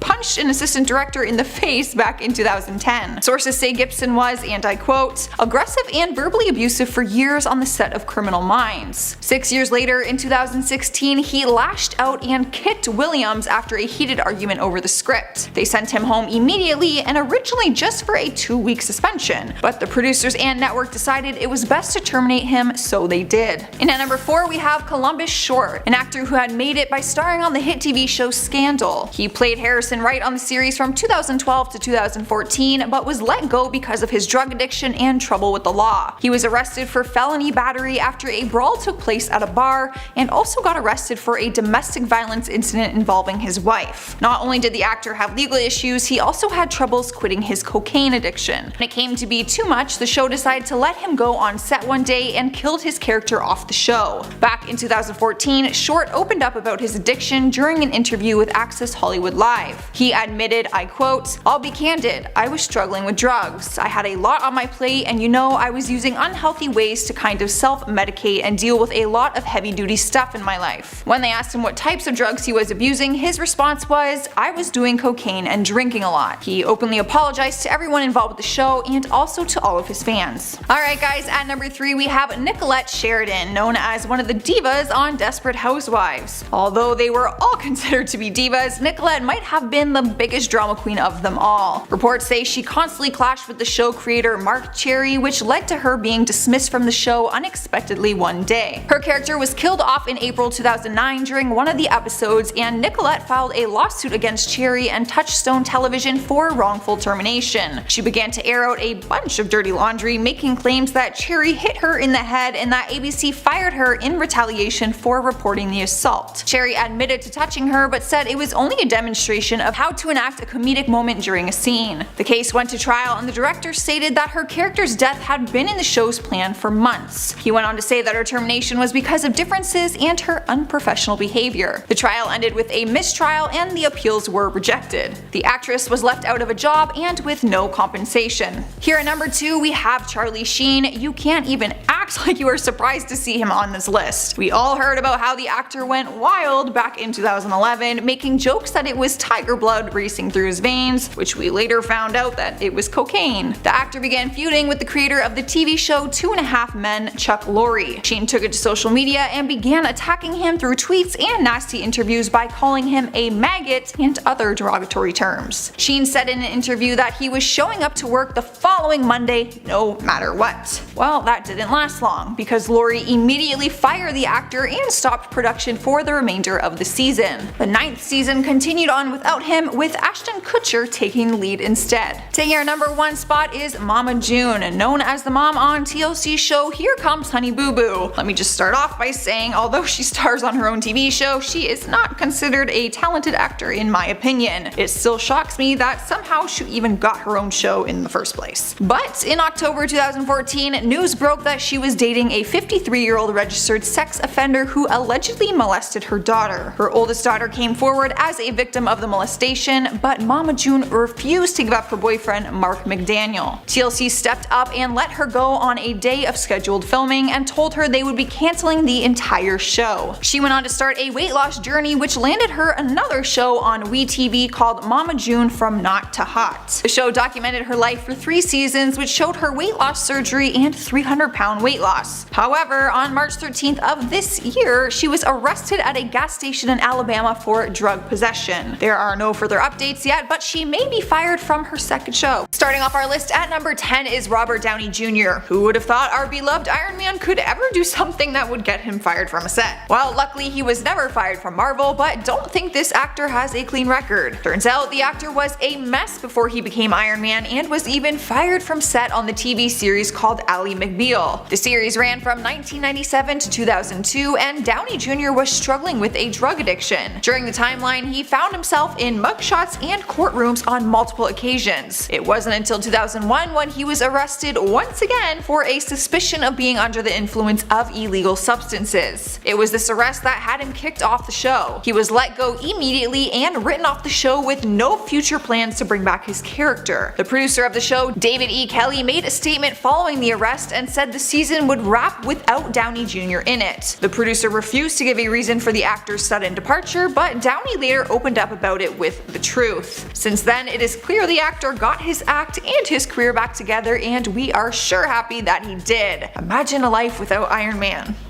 It's just too painful. At number 9 is Chloe Moretz. The actress has a very successful acting career, but one of her roles was swiped from someone who was just a little bit more famous than her. Back in 2008, Chloe was finishing up her work for the voice of Penny in the animated movie Bolt. Turns out, near the end of completion, she was suddenly let go. Production went as far as erasing all of her pre-recorded work, and her role was given to Miley Cyrus instead. Reports say that Miley was coming out of her Hannah Montana fame at the time, and they thought she'd be a bigger hit for the movie. However, Chloe was later offered the role of voicing the young Penny voice, which she agreed to do. The actress claims to have no hard feelings towards Miley and doesn't like discussing it. So, after all her hard work, she was fired, replaced, and then rehired, but for a smaller role? That girl is way more understanding than I would have been. Taking over the number 8 spot is Danny Masterson. Have you ever wondered what happened to Hyde from the TV series That 70s Show? Well, he was played by the actor actor Danny Masterson, who has found himself in quite the ordeal since we saw him on the show. For years, the actor has been facing allegations of sexual misconduct, one being as severe as violent rape. However, the actor is known to be a Scientologist, and people debated that he was protected by the church through these allegations. However, the Me Too movement is what helped bring his allegations to the public eye. During the time that it was made public, Masterson was starring on the Netflix series The Ranch, alongside his That 70s Show co-star Ashton Kutcher. It took some time, but in 2017 the actor was fired from set and Netflix announced that he had been let go. The actor won't comment on the show, but continues to deny all these allegations. In our number 7 spot is Cheryl Cole. The actress, singer, TV personality, whatever mask she wants to wear, became famous across the board for being a judge on the UK show of X Factor. Depending on who you ask, you might be told that English accents are one of the sexiest accents to have on men and women. Apparently, the people behind the X Factor don't agree when it comes to Cheryl Cole. Reports say that she was promised a new gig on the American version of the hit British TV show. In 2011, she was asked by Simon Cowell, a Brit himself, to join the judging panel on the American X Factor. However, 2 weeks into filming, she was let go from the show. Reports say she was X'd via text message while on set one day by the one and only Simon Cowell himself. The reasoning behind it apparently was that he and producers were worried that the US audience wouldn't be able to understand her accent. Fans aren't really buying that reasoning, seeing as she was British when they first hired her. At number 6 is Stuart Townsend, the Irish actor who is known for his roles on Law & Order, Salem, Betrayal, and Will and Grace. There's one role he isn't known for though, and that's because he was fired before it ever came out. The actor was cast as Aragorn in the Lord of the Rings trilogy, but was later fired by the director Peter Jackson. Townsend told Entertainment Weekly, "I was there rehearsing and training for 2 months, then was fired the day before filming began." He went on to explain that he was having issues with some of the people involved during his time of rehearsing on set. He said that they wouldn't pay him for his time because he was in breach of contract due to not having worked long enough. Stewart says he was almost relieved to be leaving since he was having some issues, but that was until they said he wouldn't be paid for his 2 months of work. The role ended up being given to Viggo Mortensen instead, and when Townsend was asked about what he thought, his response was, and I quote, "I have no good feelings for those people in charge, I really don't. The director wanted me and then apparently thought better of it because he really wanted someone 20 years older than me and completely different. I don't blame him for having such hard feelings, I would be just as pissed off." Halfway through our list at number 5 is Shannen Doherty. The actress managed to get fired from 2 different TV shows, Beverly Hills 90210 and Charmed. Reports say the actress was fired from Charmed after an ongoing feud with co-star Alyssa Milano. According to the Huffington Post, Shannen told Entertainment Tonight, and I quote, "There was too much drama on set and not enough passion for the work." Well, she continued with feuds with Beverly Hills 90210, which ended up having her fired once again for getting into an altercation on set. Her co-star Tori Spelling opened up in 2015 about what really happened,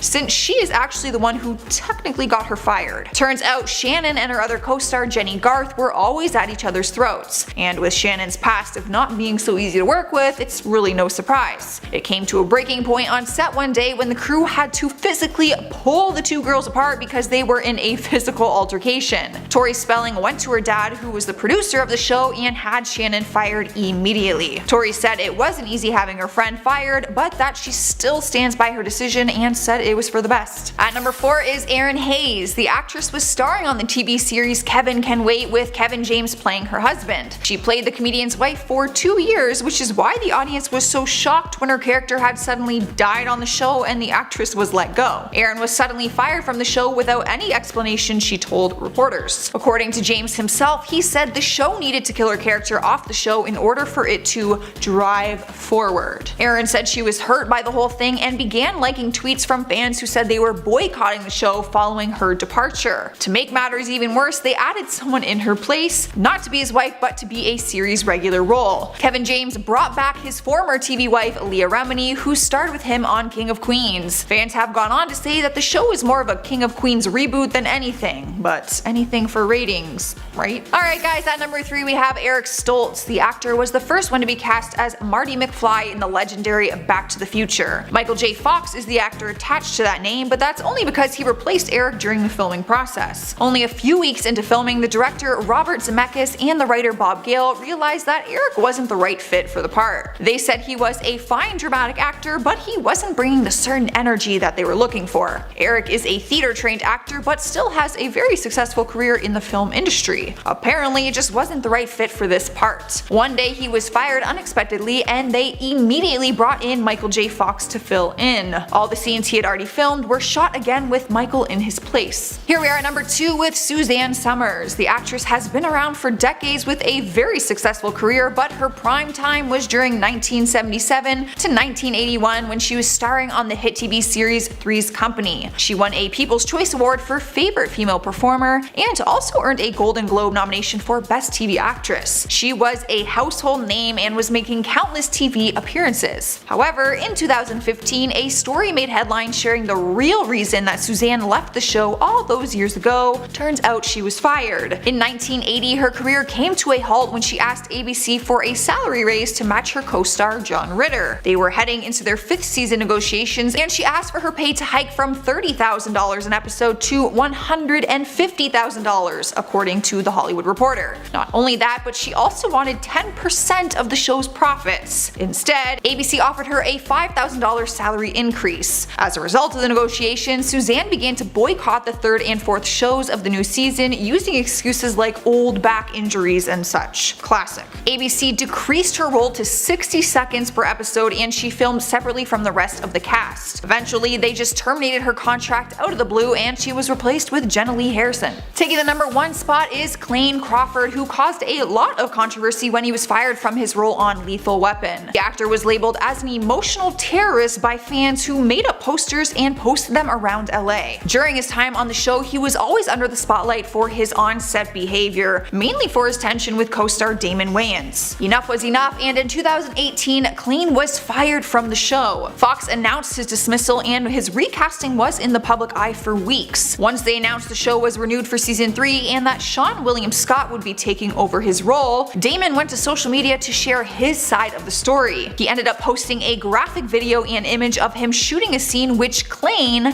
was actually directing. The video shows him being hit in the head by shrapnel from a special effects explosion. The kicker about it was that the explosion happened on the opposite side where he was actually hit on his head. The actor believes it was planned especially because he never received an apology from Cay or an explanation for it, but he was left with a bloody gouge mark on his head instead. Cay never spoke publicly on what really happened, he just posted a dramatic goodbye picture on his Instagram page. Starting off our list at number 10 is Phil Robertson. You will know him from appearing on the TV series Duck Dynasty. Back in 2013, he was fired from the show. They called it an indefinite hiatus, if we're being technical, after he made some incredibly offensive remarks about homosexuality. His remarks stem from his religious views, where he openly talks about how being a homosexual is considered a sin and anyone who is will not be in the kingdom of God. His words, not mine.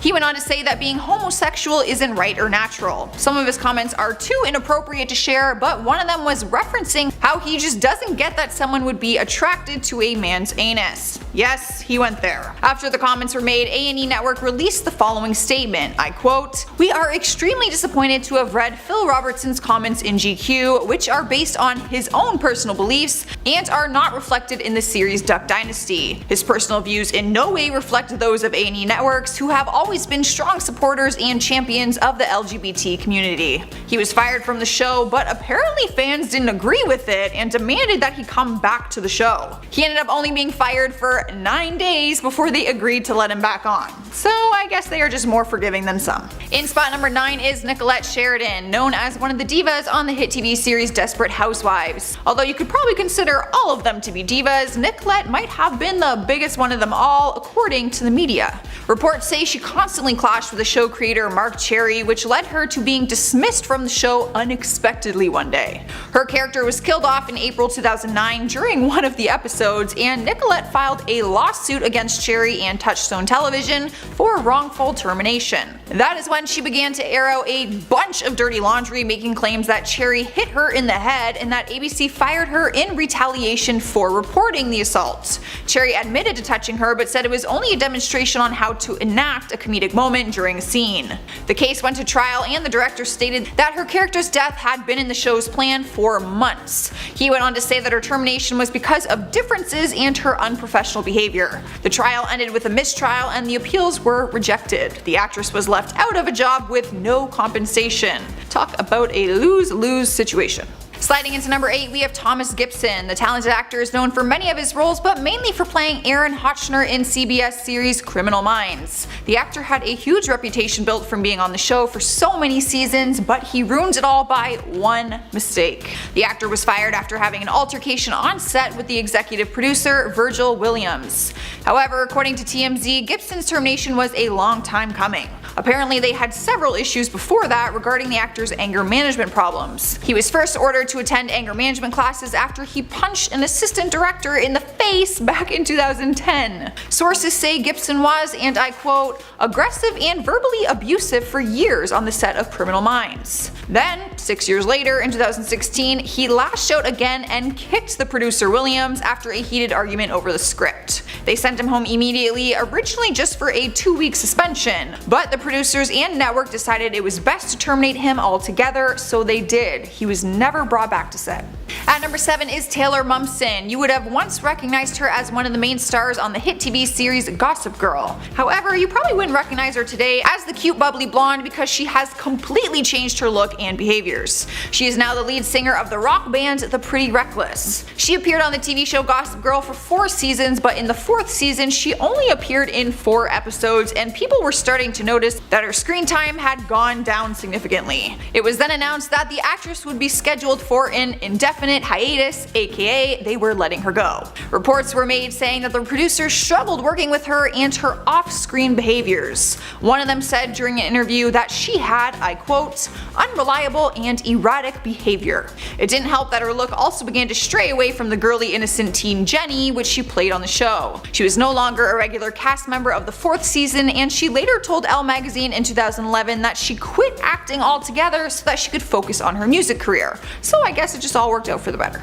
Taking over spot number 6 is Paula Deen. She's the queen of Southern cooking and was one of the leading ladies on the Food Network. Unfortunately, she was dropped from the network back in 2013 after making racial comments. It all started when she didn't show up for an interview on the Today Show without any explanation as to why. We later found out, along with the Today Show, through online videos where the actress and cook begged her family and fans to forgive her for using racist language. Everyone was confused as hell until it was later explained that Paula was actually in a lawsuit with a former employee. In the documents, which ended up being released, she admitted to having using racial slurs, tolerated racial jokes, and condoned pornography in the workplace. The Food Network did not elaborate on its reasons for dropping her. They only stated that she would not be renewing her contract. Talk about a recipe for disaster.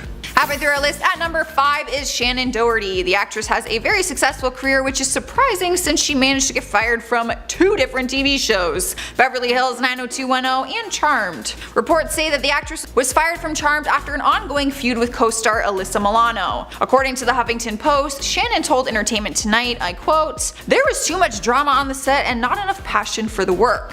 None of this was all that surprising because she already had feuding issues on Beverly Hills 90210, which ended up having her fired once again for getting into an altercation on set. Her co-star Tori Spelling opened up in 2015 about what really happened. Turns out Shannen and her other co-star Jenny Garth were always at each other's throats. Ugh, girls. The tension came to a breaking point on set one day when the crew had to physically pull the 2 girls apart because they were in a physical altercation.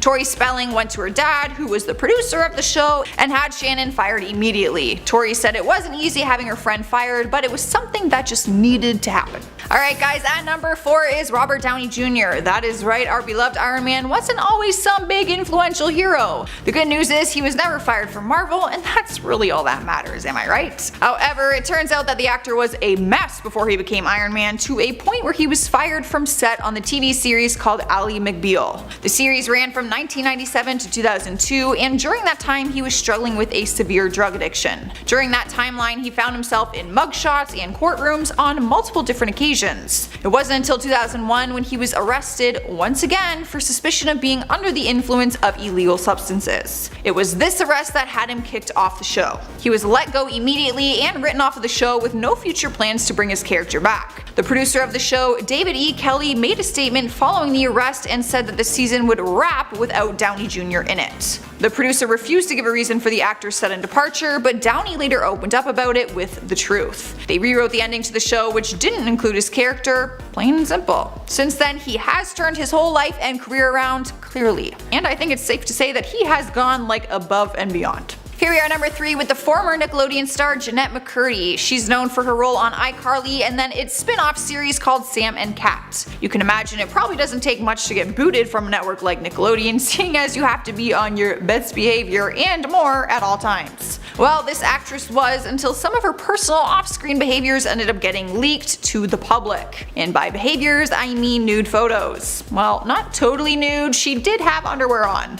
The 21-year-old was mortified after pictures of her emerged all over the internet, which she claims she had only sent to her ex-boyfriend. She had recently dissed him publicly, saying that he was a bad kisser, and then the photos leaked not very long after, so it really doesn't take a genius to piece 2 and 2 together. After the images surfaced, it was announced that the show would not be renewing a contract with the actress, or at all for that matter, which was surprising seeing as the first series had a huge success co-starring the one and only Ariana Grande. Jennette went on to tweet out comments about Nickelodeon not treating her properly, which is why she ended up skipping the Kids' Choice Awards, even though she was nominated for Favorite TV Actress. The network denied all of her allegations and won't speak about the leaked images, because realistically, that is probably a very awkward conversation for a network like Nickelodeon. At number 2 is Columbus Short. The actor was living the dream, starring on the hit TV show Scandal, where he played Harrison Wright on the series from 2012 to 2014. Although he was talented, he was let go because of his drug addiction and different issues with the law. He was first arrested for felony battery after a brawl took place at a bar, and then also got arrested for a domestic violence incident involving his wife. TMZ reported that his wife got a restraining order against him after she claimed he put a knife to her throat, threatening to kill her. Not only did the actor have legal issues, but he also had trouble quitting his cocaine addiction. When it came to be too much, the show decided to let him go on set one day and ended up killing his character off of the show. Back in 2014, Short opened up about his addiction during an interview with Access Hollywood Live, saying, and I quote, "I'll be candid, I was struggling with drugs, I had a lot on my plate, and you know, I was using unhealthy ways to kind of self-medicate and deal with a lot of the heavy-duty stuff in my life." When they asked him what type of drugs he was abusing, his response was, "I was doing cocaine and drinking a lot." He has since openly apologized to everyone involved with the show and also to all of his fans. Taking the number 1 spot on our list is Drake. Don't forget, you guys, before he was a rapper, he was just another actor in Toronto starring on the TV series Degrassi: The Next Generation. He took on the role of Jimmy in the series from the years 2001 to 2009, but while he was on the show, he was also working on music on the side. Turns out that is actually the reason that he was eventually let go from the series. During an interview with W Magazine, he said, I quote, "That was part of the reason I was kicked off the show. Back then, I would spend a full day on set and then go to the studio to make music until 4 or 5 a.m. I'd sleep in my dressing room and then be in front of the cameras again by 9 a.m. Eventually, they realized I was juggling 2 professions and told me I had to choose. I chose this life." So basically, you're telling me that it was like a Troy Bolton situation where you have to pick between music and your other passion. They ended up letting him go from the show, but he has no hard feelings about it, seeing as he is now one of the most successful artists in Hollywood.